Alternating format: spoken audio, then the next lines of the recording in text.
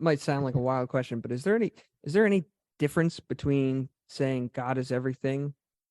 I think I once had a bizarre conversation with a Sufi and a Kabbalistic Jew, and the Jewish man was saying, sorry, Yeah, go on. the Jewish man asked me what God was, and I sort of said, I think that God is everything, everything we know and everything we don't know. And he said, so that dog is God? And I said, if that's what we believe, then yes. And of course, his thing was, if we really believe that, don't you think the world would be different? And I see what he's saying. He sort of said, I believe the same thing as you. I just think God is nothing. I just think it's a capital N. And I don't know if this has ever come up for you before, but is there a difference between God is everything and God is nothing? Because when you were saying, is God Well, I mean, my neighbor Jim? that's a sort of a classical claim, isn't it, that God is no thing? Mm. And then that's the being the fullness of all being is to be not a being among beings, not a thing among things. Mm. But it is oneness, God, and in its countless forms of expression, the source of all that is, and the end of all that is. Nicholas of Cusa, one of his definitions of God is the non-aliud, not another thing, not something other than this. And yet, this is not also, in another sense, not God.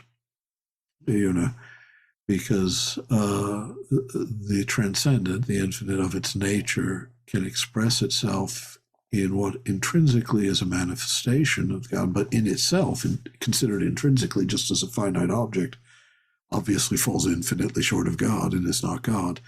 So in one sense, yes, yes, that dog is God. In another sense, that dog is not God. God is not but God is not another thing over against the dog.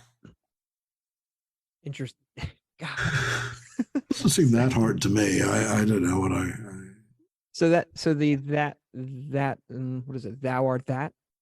The thou art that claim is that thou art is, if you want to be syntactically exact. Yeah. And not that well, or exactness is what I'm all about. Another one,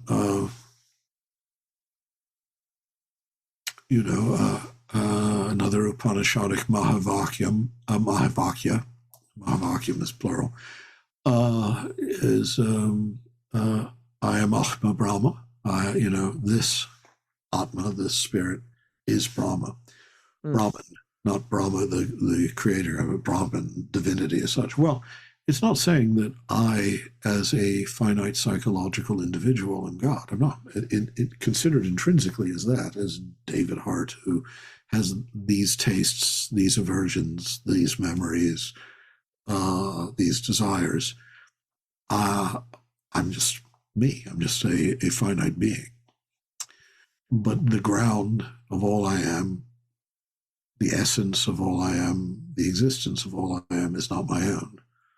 Considered as in terms of my source and end, I'm both protologically and teleologically God. That doesn't mean that I myself, as this psychological individual, can realize that. But it means that there is nothing other than God that gives being.